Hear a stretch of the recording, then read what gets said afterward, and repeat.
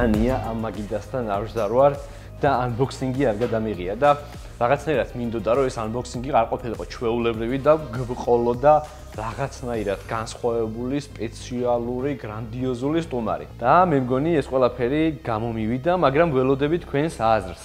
ესე იგი Predator Helios 700 ჩემი unboxing-ის მაგიდაზე, მეგობრებო. დავიღალე. დღეს კი ნამდვილად A-series ძალიან ესეთი ძლიერი და სასახელო წარმომადგენელია ჩვენს მაგიდაზე, მაგრამ სანამ მის unboxing-ს და მე პატარა ტესტინგს შევუდგებით, მანამდე ერთი-ორი სიტყვით შევეხოთ gaming-ს და ლეპტოპების როლს gaming-ის ინდუსტრიაში, იმიტომ რომ ძალიან ბევრი გეიმერი არ აღიარებს ლეპტოპს, როგორც ესეთი gaming device-ად და საერთოდაც ძალიან ბევრს, ალბათ ბევრ თქვენგანსაც ურჩევნია რაღაც კონკრეტულ ბიუჯეტში PC ააწყოს, ვიდრე ლეპტოპი ჰქონდეთ.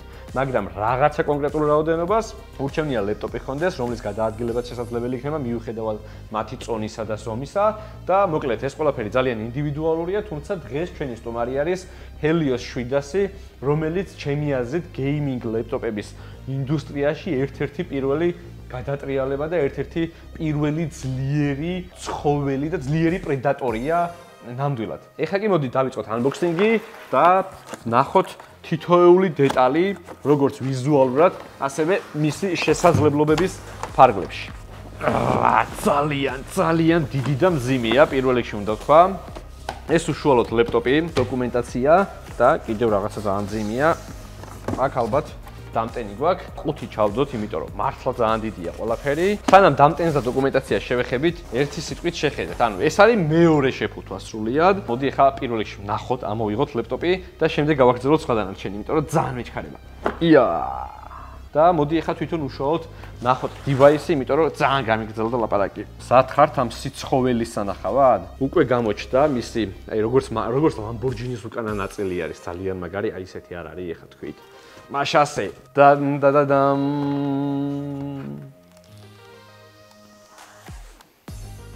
აი ეს არის მისი უდიდებულესობა.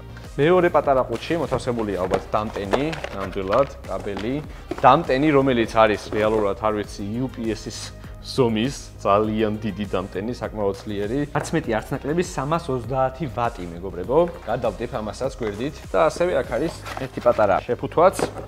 რაც მე მგონი ვიცი რაც არის. ეს არის დამატებითი ღილაკები, რომელზეც ცოტა მოგვიანებით გეტყვით და განახილეთ. ნუ სტანდარტული დოკუმენტაცია, რომელზეც დაწვრილებით არის მოცემული ყველაფერი. როგორ დავაყენოთ და შევცვალოთ ღილაკები, როგორ დავტენოთ, გადამყვანზე როგორ შევაერთოთ, ძალიან ბევრი წვრილმანი, ქსელის კაბელი როგორ შევაერთოთო დაჟე. ეს ოფიციალური საბუთი, საგარანტიო, რომელიც ამ შემთხვევაში არ დაგჭირება და არ გავხსნით, რადგან ეს ლეპტოპი ჩვენი არ არის და უნდა დავუბრუნოთ Acer's, რა თქმა უნდა. მოდი სანამ გავხსნით, მანამდე გარეგნულად შევხედოთ. პირველ რიგში თვალში გვხვდება მისი გაგრილების სისტემა, ყველა მხარეს, ამასაც შევეხებით აუცილებლად და ასევე მისი უხეში და პრედატორული ვიზუალი, ნაკვთები, მოდი ესე დავარქვათ. რაც შეეხება პორტებს, პორტებიც საკმარისად გვაქვს.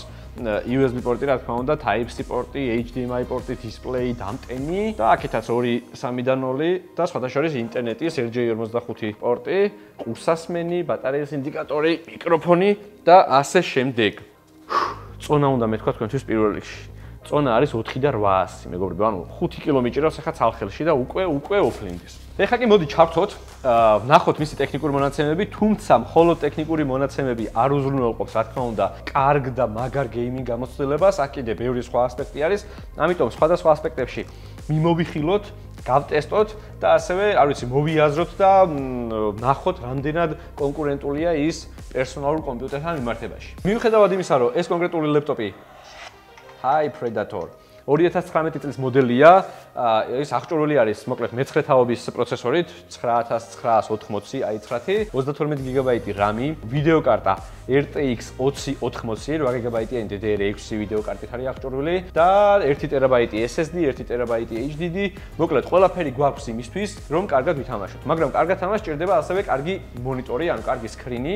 სკრინს რაც შეეხება, სკრინი გვაქვს 144 ჰერციანი, Full HD სკრინი, მაგრამ ამ ჩვენი 17.3 ინჩიანი მონიტორის ერთ-ერთი დიდი მინუსი ალბათ არის აი ეს ამხელა კანტერი, მეგობრებო, ეს შესამჩნევია და ნუ თანამედროვეობას ვერ დავარქმევ, თუმცა 154 Hz, როგორც აღნიშნე, საკმაოდ კონკურენტულია. რაც შეეხება კლავიატურას, მოკლედ დამყოლი ღილაკებია საკმაოდ, თუმცა რამდენადაც გეიმინგისთვის ეს ყველაფერი კარგია, იმდენად საბეჭდად არაკომფორტული იქნება, მაგრამ არ ამგონია ხო ვინმე ამ ლეპტოპს საბეჭდად და დოკუმენტებთან სამუშაოდ იყენებდეს, მაგრამ ეისერმა გადაწყვიტა, რომ თუ ესეც არ გაკმაყოფილებთო, აი ესეთი კლავიატურაო, აგერ ბატონოვო და ღილაკები გვაქვს რომლის შესვლა შეგვიძლია და ეს კონკრეტული ღილაკები უფრო მაღალია, აღჭურვილია მაგნიტებით და შესაბამისად შესვლის შემდეგ ოდნავ უფრო ამოწეული იქნება სხვა ღილაკებთან შედარებით და ასევე ამ ღილაკების მეშვეობით თამაშების დროს ბევრად უფრო ესე ვთქვათ ზუსტი სმუზ მოძრაობების გაკეთება შეგვიძლია და რამდენადაც დავაწვევით, მოკლედ იმდენად ავჩქარდებით თამაში. შეგვიძლია ეს ღილაკები თან დავაყენოთ, თან ნახოთ როგორ გამოიყურება. ამოვიღოთ თულსი. კარგი, დავიწყოთ A ღილაკით, მაინც პირველი ღილაკია, ამოვიდა ესე ძალიან მარტივად, მოვაძროთ პლასმასი, აი, მოცემული გვაქვს აქ პრუჟინა, პატარა და ეხლა სწორად ჩავსვათ, რომ უკუღმა არ გქონდეს ჩვენი A-ასო, ჩავსვით. ეგ არის. ოდნავ უფრო ამოწეული და პრუჟინით აღჭურვილი A გვაქვს. ვიზუალურად ალბათ შეამჩნევთ, რომ ამოწეული არის სხვა ღილაკებთან შედარებით.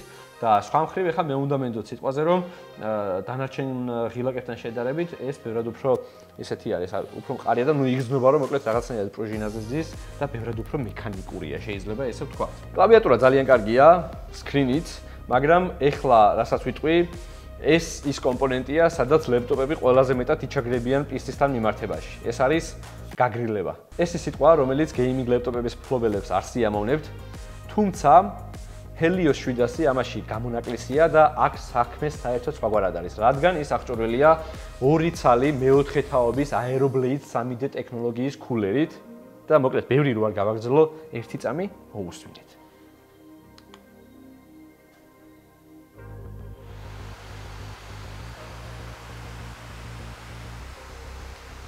კი, ეს ნაკლიც არის, იმიტომ რომ ხმა აქვს, თამაშისას ალბათ მაინც შემაწუხებელი იქნება ასე თუ ისე, თუმცა ეს ნიშნავს იმას, რომ გაგრილება არის ძალიან ესეთი მეორე, მესამე ხარისხოვანი პრობლემა ამ შემთხვევაში და ეს ლეპტოპისთვის არის ძალიან დიდი პლუსი. და მაინც თუ არ ყოფნის ეს გაგრილება, რაც ეხლა მე ჩამოვთვალე და მოგასმენინეთ, არა უშავს.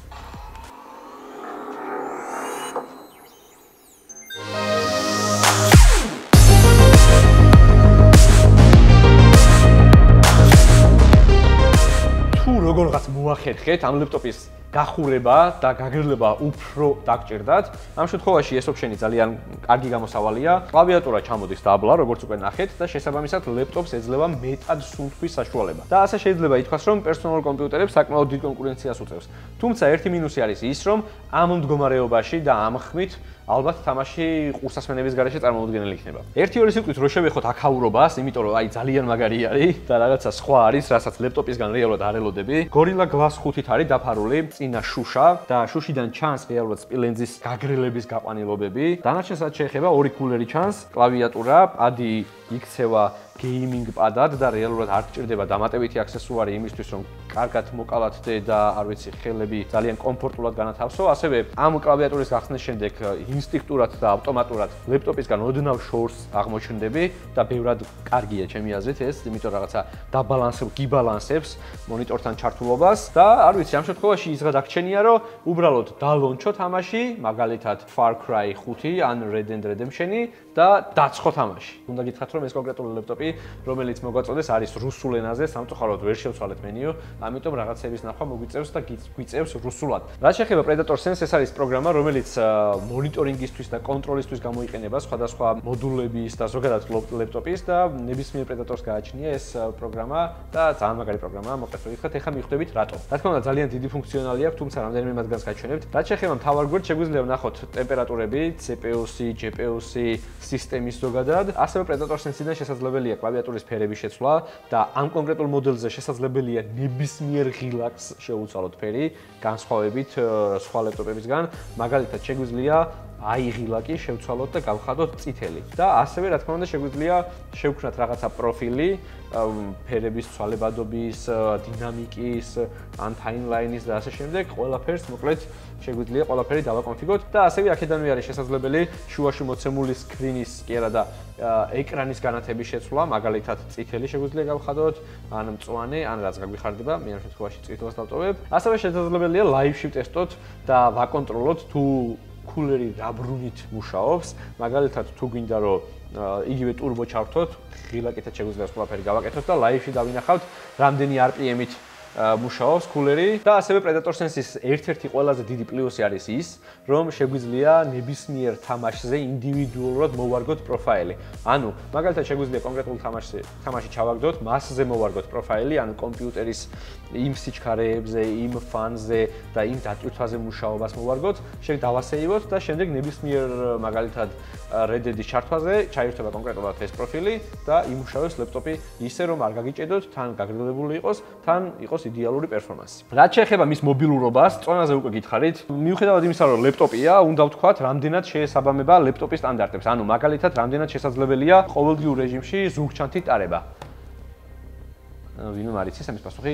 მოკლედ, ჩემი პირადი გამოცდილებით და მისი წონისა და ზომის გათვალისწინებით, რა თქმა უნდა, ძალიან რთულია და ალბათ რჩეულები მხოლოდ შეძლებენ მის ყოველდღიურ რეჟიმში ზურგჩათით ტარებას, რეალურად ძალიან მძიმეა და ეს ნიშნავს იმას, რომ გადაადგილება ბევრად მარტივია, თუმცა მაინც რაღაცნაირად ერთ სივრცეზე უნდა კონდეს მოწყობილი მისის ეტაპი. მე პირადად პრობლემას ვერ ხედავ იმაში, რომ ლეპტოპი მქონდეს აწყობილი მაგიდაზე, იმიტომ რომ ძალიან მიყვარს მინიმალიზმი და ვერ ვიტან ბევრ შნურებს და ბევრ დიდ მახინებს და არ ვიცი შეიძლება მერჩინოს რომ ლეპტოპი მქონდეს მაგიდაზე და პლუს ერთი მონიტორი ვიდრე PC და ძალიან ბევრი გაყვანილობა. თუ ეს ყველაფერი რა თქმა უნდა პერფორმანსის ხარჯზე არ მომიწევს. რაც შეეხება მის ფასს, საბაზრო ფასი ამერიკაში თუ არ ვცდები იყო $3400, საქართველოს ფასს კი რაც შეეხება თუ არ ვცდები დაახლოებით $5000 ეკვივალენტი იყო ლარში.